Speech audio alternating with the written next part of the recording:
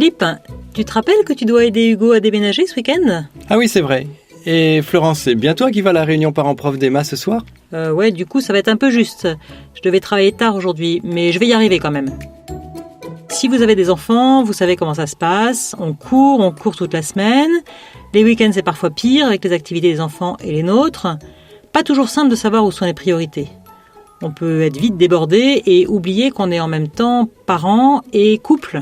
Alors, la question aujourd'hui, c'est comment donner le temps nécessaire aux enfants tout en continuant à prendre soin de son couple. Toujours ensemble, un podcast réalisé par les équipes Notre-Dame et RCF.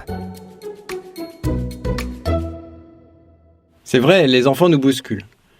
Depuis leur naissance, ils ont besoin d'une grande disponibilité et ils nous demandent de nous adapter en permanence, même quand ils sont grands et même quand ils quittent la maison. On ne se rend pas toujours compte, au départ, de la place qu'ils vont prendre dans notre vie de couple.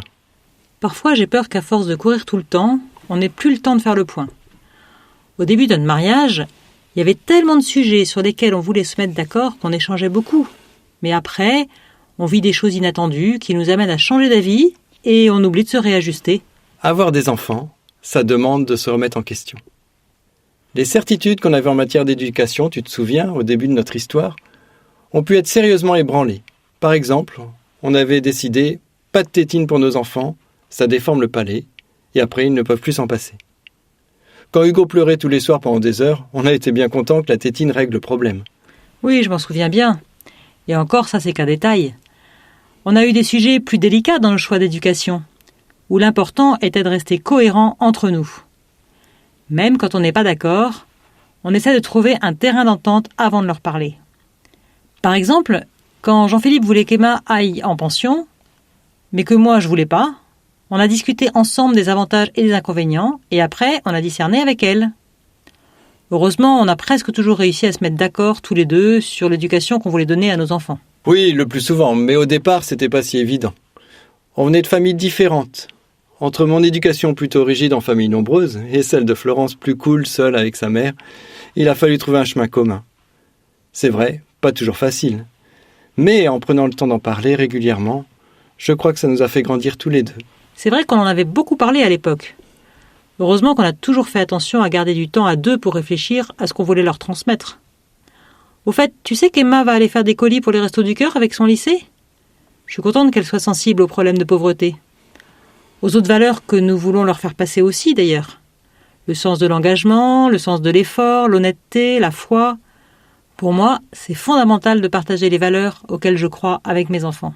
Oui, et pour partager des choses avec eux, le meilleur moyen, c'est de prendre des moments privilégiés avec chacun d'eux. C'est encore plus vrai quand on a un enfant qui a des soucis, que ce soit de santé ou autre. Par exemple, à l'adolescence, les besoins changent et c'est bon d'être présent, même si c'est pas toujours facile. Vous en savez sûrement quelque chose. Ok, c'est bien beau tout ça, mais il faudrait pas négliger notre couple surtout. Faut se rappeler que le couple est à l'origine de la fondation de la famille et de l'arrivée des enfants. Si on vit notre relation de couple dans la paix, le pardon, la sérénité, ça influencera positivement les relations sentimentales des enfants. Tu as raison, et on peut se poser la question suivante. Quel modèle de couple suis-je pour mes enfants ? Cette question peut se poser aussi autrement pour les couples qui se sont séparés. Est-ce que je parle de façon positive de mon ex-conjoint à mes enfants ? Est-ce que je garde pour moi nos différends ? Et même quand on n'est pas séparés, est-ce que j'arrive à ne jamais dire du mal de mon conjoint à nos enfants ? C'est vrai, quelle que soit la situation, c'est bien d'être sur la même longueur d'onde pour le développement de nos enfants. Et c'est là où prendre du temps pour communiquer, c'est super important. Alors, comment trouver un équilibre entre le temps dont on a besoin pour notre couple et le temps pour les enfants ? Du temps, mais on n'arrête pas de courir. Quand veux-tu qu'on trouve le temps de nous retrouver ?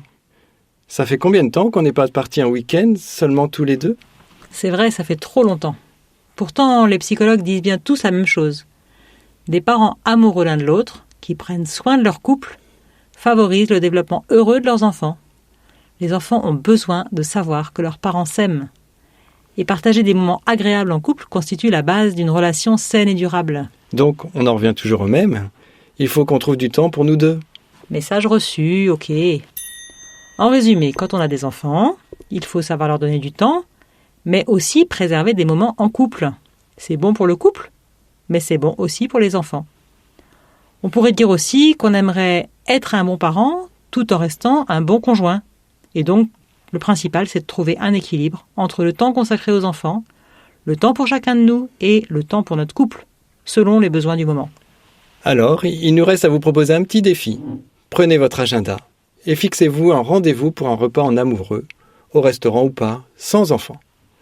Ou même décidez de laisser les enfants un week-end chez les grands-parents ou chez des amis pour pouvoir partir rien que vous deux. Et posez-vous alors la question, est-ce que je suis plus parent ou plus conjoint ? Trop parent ou pas assez conjoint ? Ou l'inverse ? Et qu'en pense votre conjoint ? Et d'ici au rendez-vous que vous prenez, si vous avez le temps, vous pouvez réfléchir à la répartition des tâches dans votre couple. Car notre prochain épisode, il s'intitule « Qui fait quoi ?» Et vous verrez, ça décoiffe.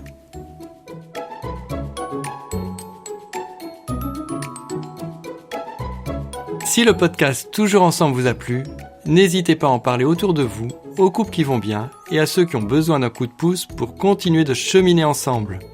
Retrouvez Toujours Ensemble sur rcf.fr, YouTube et toutes les plateformes de podcast.